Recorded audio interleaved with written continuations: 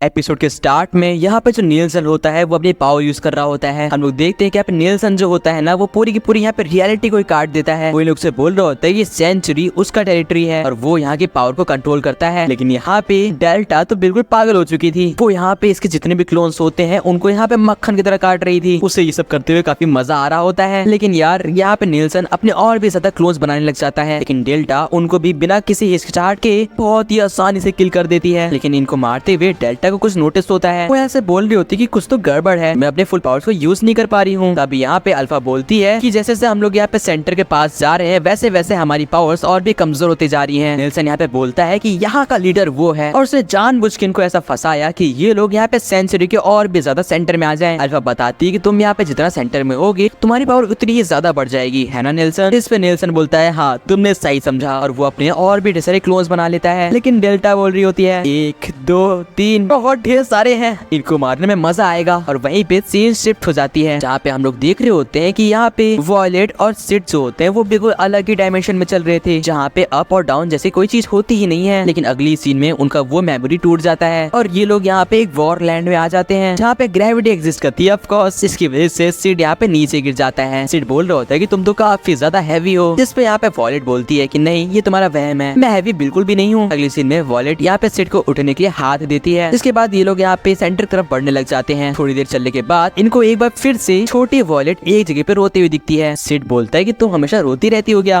इस पे वॉयलेट बोलती थी कि उसकी बचपन की आदत है। वॉयलेट यहाँ पे सिड से उसके स्वॉर्ड मांगती है और वो उसको यहाँ पे जैसे पकड़ती है उसे मालूम पड़ता है कि ये स्वॉर्ड तो काफी हैवी है। वो उसको लेते हुए यहाँ पे अपने पास्ट सेल्फ के पास चली जाती है उसे मारने के लिए, क्योंकि जब उसे मारेगी तभी वो लोग इस मेमोरी से बाहर निकल पाएंगे। लेकिन तभी इसके पीछे 2 अनडेड लोग यहाँ पे आ जाते हैं और सिड यहाँ पे वॉयलेट को बहुत ही मुश्किल से बचाता है। वॉयलेट बोलती है कि आखिर ये सब क्या हो रहा है। इस पे सिड बोलते हैं कि शायद से हम इन लोगों को पसंद नहीं आए, ये हम लोग पे ऐसे बिहेव कर रहे हैं कि जैसे कि हम लोग वायरस हो और ये एंटी वायरस। जिस पे वॉयलेट बोलती है कि उसे सिड की बात समझ नहीं आई और सिड बोलते कि फिक्र मत करो मुझे भी नहीं आई। फिर वॉयलेट यहाँ पे सिड को उसकी स्वॉर्ड वापस करती है और वहीं पे सीन शिफ्ट हो जाती है। हम लोग यहाँ पे एप्सिलॉन और बाकी लोग को देख रहे थे जो कि यहाँ पे सेंचुरी के आगे बढ़ रहे थे। तभी उनको अपने सामने से एक पोजेस्ड ह्यूमन आते हुए दिखता है। ये दोनों ही लोग उस पे हमला करने के लिए तैयार होते हैं, लेकिन एप्सिलॉन उन्हें रोक देती है और वो आगे बढ़ती है। जिसके बाद वो अनडेड जो भी होता है ना वो एप्सिलॉन को छूते ही यहाँ पे स्पिरिट में बदल जाता है और गायब हो जाता है। ये दोनों पूछ रहे होते हैं कि आखिर ये क्या हुआ। इस पे एप्सिलॉन बोलते कि ये बिल्कुल गॉडेस ट्रायल की तरह है, ये सिर्फ और सिर्फ उनकी मेमोरीज हैं जो कि हमको छूते ही यहाँ पे मटेरियलाइज हो जाती हैं। वो बोलती है कि वो लोग भी बिल्कुल सेम है, अगर यहाँ पे शैडो ने उन्हें नहीं बचाया होता तो आज वो भी इन्हीं जगह पे होते, क्योंकि एट लास्ट वो सब लोग जितने भी यहाँ पे एमनेस इन शैडो के मेंबर हैं वो सब लोग एक टाइम पे पोजेस्ड थे और शैडो भी वो इंसान था जिसने इन सबको नॉर्मल करा। अगली सीन में ये लोग एक लाइब्रेरी में आ जाते हैं जहाँ पे इन लोगों को काफी ढेर सारे एक्सपेरिमेंट दिखते हैं। एप्सिलॉन बोलती है कि अगर शैडो सामान ने हमें नहीं बचाया होता तो हम लोग के साथ भी यही सब कुछ हो रहा होता। अगली सीन में ये लोग अपने साथ लाए हुए कैमरास को यूज करते हैं। ये लोग बोल रहे होते हैं कि हमें समझ नहीं आता कि आखिर कोई चीज इतनी मैजिकल कैसे हो सकती है कि वो इतने एक्यूरेट फोटोज क्लिक कर ले। इस पे एप्सिलॉन बोल रही होती है कि ये सब यहाँ पे शैडो समा की नॉलेज की वजह से हुआ है, वो सच में कमाल के हैं। तभी हम लोग नोटिस करते हैं कि इन लोग का जो यहाँ पे सूट होता है वो एक बार फिर से डिस्पर्स होने लग जाता है। ये इसलिए हो रहा था क्योंकि यहाँ पे मैजिक धीरे धीरे कम हो रहा था। एप्सिलॉन बताते कि जैसे जैसे वो लोग सेंटर तरफ बढ़ेंगे वैसे वैसे उन लोग का मैजिक कमजोर होता जाएगा। लेकिन तभी हम लोग देखते हैं कि जमीन पे 2 स्लाइम सूट के यहाँ पे गोले पड़े होते हैं, इसको ये दोनों ही लड़कियां देख रही होती हैं। लेकिन एप्सिलॉन फटाक से यहाँ पे उस स्लाइम सूट को ऑब्जॉर्व कर लेती है और वापस अपनी बॉडी पे लगा लेती है। वो इन लोग से पूछती है तुमने कुछ नोटिस करा? इस पे लोग बोलते हैं कि बिल्कुल भी नहीं, हमने कुछ नहीं देखा। एक बार फिर से सीन शिफ्ट होता है और वॉयलेट यहाँ पे सिड को कह रही होती है तुम तो सच में गोरिल्ला हो, इतनी आसानी से तुम इन्हें मार कैसे दे रहे हो। इस पे सिड बताता है कि वो बचपन से ही बॉडी बिल्डिंग कर रहा था और यार अगर उसको प्रेस करना ही है तो कोई अच्छे वर्ड से करे ना, एक गोरिल्ला क्या होता है। कल सिड ये बोलता है कि भले ही वो पावरफुल है लेकिन बिना मैजिक के इन लोग को मारना नामुमकिन है, वो लोग जिंदगी भर भी यहाँ रहेंगे तब भी इन्हें मार नहीं पाएंगे। इसके अगले सीन में सिड यहाँ पे उस छोटी से वॉलेट के पास जाता है और बोलता है मुझे माफ करना और उसके ऊपर स्ट्राइक कर देता है। इसके अगले सीन में वो मेमोरी भी यहाँ पे खत्म हो जाती है और ये लोग एक बड़ी सी लैब में आ जाते हैं। इनके ठीक सामने वो मैजिकल डोर होता है और वहाँ पे एक स्वॉर्ड भी रखी हुई थी। वॉलेट बताती है कि शायद से यही सेंचुरी का सेंटर है और शायद से यहाँ से हम लोग बाहर निकल सकते हैं। तभी हम लोग की सीन शिफ्ट होती है और हम लोग यहाँ पे नीलसन को देखते हैं जिसको विश्वास नहीं हो रहा होता है क्योंकि डेल्टा उसके सारे क्लोन्स को बहुत ही बुरी तरीके से मार रही होती है। नीलसन बोल रहा होता है कि मुझे समझ नहीं आ रहा कि उसके पास इतनी पावर कहाँ से आ रही है। इधर एलेक्सिया बोल रही होती है कि उसे तो डाउट हो रहा है कि ये क्या शैडो आर्मी में ही है क्योंकि इसका लड़ने का तरीका काफी अजीब है। उधर डेल्टा मार रही होती है इनके क्लोन्स को और इधर अल्फा यहाँ पे इसके क्लोन्स को मार रही होती है। नीलसन की तो ऐसी की तैसी होती जा रही थी। अल्फा बोल रही होती है तुम्हारे पास इतने ही क्लोन्स थे क्या नीलसन, जरा और क्लोन्स भेजो यार। इस पे नीलसन बोलता है कि अभी तुम रुको, मैं तुम्हें दिखाता हूँ कि मैं कितना पावरफुल हूँ। जिसके साथ ही वो और भी ज्यादा क्लोन्स बनाने लग जाता है। लेकिन भाई यहाँ पे डेल्टा वो तो पागल हो चुकी थी। वो अपनी ढेर सारी पावर यूज कर रही होती है और एक बहुत ही बड़ी सी स्वॉर्ड बनाती है। इसके साथ ही वो इन सारे क्लोन्स को एक बार ही मार देती है। एक बार फिर से सीन शिफ्ट होता है और यहाँ पे सिड बोल रहा होता है कि शायद से अगर वो लोग इन चेन्स को काट दें तो वो लोग बाहर जा सकते हैं। इस पे यहाँ पे वॉयलेट बोलती है कि तुम सही कह रहे हो। सिड अपनी स्वॉर्ड निकालता है लेकिन वापस रख देता है। शायद उसे कुछ समझ आ रहा था। वो वॉयलेट से बताता है कि इसको मैं अपनी स्वॉर्ड से नहीं काट सकता। तभी वॉयलेट बोलती है कि इसके ऊपर लिखा हुआ है कि अगर तुम्हें चेन्स काटनी है तो तुम्हें ये स्वॉर्ड यूज करनी होगी। सिड इस स्वॉर्ड के पास आता है और बोलता है नहीं, मुझे कुछ गलत फील हो रहा है, मैं इस स्वॉर्ड को यूज नहीं कर सकता, मैं इसके कैपेबल नहीं हूँ। वो स्वॉर्ड को बहुत ही पावर के साथ खींचने की ट्राई करता है लेकिन वो स्वॉर्ड बाहर ही नहीं आ रही होती है। तभी यहाँ पे वॉयलेट बोलती है एक सेकंड जरा रुको, यहाँ नीचे कुछ लिखा है। वहाँ पे लिखा होता है कि इस स्वॉर्ड को सिर्फ और सिर्फ कुछ चूजन वन से यूज कर सकते हैं और उस चूजन वन के यहाँ पे डिसेंडेंट्स यानी कि बच्चे। सिड अपना हाथ हटाता है और हम लोग देखते हैं कि स्वॉर्ड पे क्रैक्स आ चुके थे। अगर सिड ज्यादा कोशिश करता तो वो स्वॉर्ड यहाँ पे चूर चूर हो जाती। वेल उसके बाद वो लोग वहीं पे बैठ जाते हैं क्योंकि वो लोग और कुछ कर भी नहीं सकते थे। एक बार फिर से सीन शिफ्ट होता है जहाँ पे एलेक्सिया बोल रही होती है कि शैडो का फाइटिंग टेक्निक और इस लड़की का फाइटिंग टेक्निक काफी अलग है। हम लोग देखते हैं कि डेल्टा यहाँ पे पागलों की तरह, सच में पागलों की तरह यहाँ पे नेल्सन को मार रही होती है। जिस पे यहाँ पे बीटा बोलती है शायद से वो सिर्फ एक वुल्फ है जिसके अंदर बहुत पावर है और विदाउट ब्रेन। वेल फाइनली इनका यहाँ पे जो मेमोरी होती है वो टूट जाती है और ये लोग अपने सामने रियल नेल्सन को देख पा रहे होते हैं। नेल्सन बोल रहा होता है कि ये इम्पॉसिबल होना चाहिए, आखिर तुम लोग 100 लोगों से कैसे फाइट कर सकते हो जब तुम अपना मैजिक भी ढंग से यूज नहीं कर पा रहे। अभी वो अपने पीछे यहाँ पे ओलिवर का स्टैचू देख पाता है। वो ओलिवियर को यहाँ पे बुलाता हुए बोलता है मेरी मदद करो ओलिवियर, मैं तुम्हें यहाँ पे समन कर रहा हूँ। और उसके ठीक अगले सीन में वो स्टैचू यहाँ पे ग्लो करने लग जाता है। हम लोग देखते हैं कि ओलिवियर एक बार फिर से जिंदा हो चुकी है और नेल्सन बोल रहा है अब क्या कहना चाहोगे, अब तुम लोग कुछ नहीं कर सकते। लेकिन तभी वहाँ पे एप्सिलॉन आ जाती है और वो बोलती है अल्फा समा हमें यहाँ से निकलने का रास्ता मिल गया है। इस पर अल्फा बोलती है काफी बढ़िया, तो फिर ठीक है नेल्सन हम जा रहे हैं। नेल्सन बोलता है क्या कहा, नहीं नहीं तुम भागने की कोशिश कर रही हो। अल्फा बोलती है हमारा काम हो चुका है, हमें तुमसे कोई मतलब नहीं, तुम्हें यहाँ पे रह के जो करना है वो करो। इसके बाद यहाँ पे ये लोग एक पोर्टल खोलते हैं और अल्फा बोल रही होती है हैप्पी जर्नी नेल्सन, अपनी पूरी लाइफ यहीं पे बिताना। अल्फा यहाँ पे डेल्टा से बोलती है चलने के लिए लेकिन डेल्टा मानती नहीं है। इसके बाद अल्फा बहुत ही सीरियसली डेल्टा को डांटती है। इस पर डेल्टा रोते हुए बोलती है मैं समझ गई अल्फा समा चलते हैं। और वो लोग वहाँ से चले जाते हैं उस पोर्टल का यूज करके। अगली सीन में बीटा यहाँ पे एलेक्सिया और रोज से बोल रही होती है मैं भी यहाँ से जा रही हूँ, शायद से तुम जैसे यहाँ पे बेवकूफ लोगों को यहीं पे रहना चाहिए, ये जगह तुम जैसे कचड़ों को सूट करती है। जो कि सुनने के बाद एलेक्सिया भी उसके साथ चली जाती है और अब बस यहाँ पे नेल्सन और ओलिवियर बचती हैं। नेल्सन बोल रहा होता है कि यार एक सेकंड अगर मैं अल्फा को पकड़ लेता हूँ तो शायद से हम एक बार फिर से डियाब्लो की पावर को यूज कर पाएंगे और फिर तो मेरे को प्रमोशन भी मिल जाएगा। तभी उसको एक पॉपअप आता है जिसपे लिखा हुआ था कि कुछ घुसपैठ ये यहाँ पे बिल्कुल सेंटर में आ चुके हैं। जो कि सुनने के बाद यहाँ पे नेल्सन ओलिवियर से बोलता है कि वो उसके साथ चले, वो लोग सेंटर में जा रहे हैं। वेल यहाँ पे फिर से सीन शिफ्ट होता है और सिड पूछ रहा होता है कि तुम वैनिश क्यों होना चाहती हो, क्या तुम्हें अपनी लाइफ खत्म करनी है। इसमें यहाँ पे वॉयलेट बोलती है लाइफ खत्म नहीं, मुझे फ्री होना है क्योंकि इस जगह पे मैं अपनी सारी मेमोरीज को लाखों बार देख चुकी हूँ, अब बस मुझे एक बार फ्री होना है यहाँ से। इस पे सिड बोलता है कि उसके लिए तुम्हें थोड़ा और वेट करना पड़ेगा, क्या तुम थोड़ी और देर वेट कर सकती हो, शायद उसके बाद मैं कुछ कर पाऊँ। सिड अपने मन में बोल रहा होता है कि अभी तक तो मेन प्रोटैगनिस्ट का आने का टाइम हो चुका है, वो लोग अभी आते ही होंगे यानी कि मेन हीरो। लेकिन उसकी जगह यहाँ पे बिना बाल वाला एक टकलू इंसान आ जाता है। जी हाँ नेल्सन।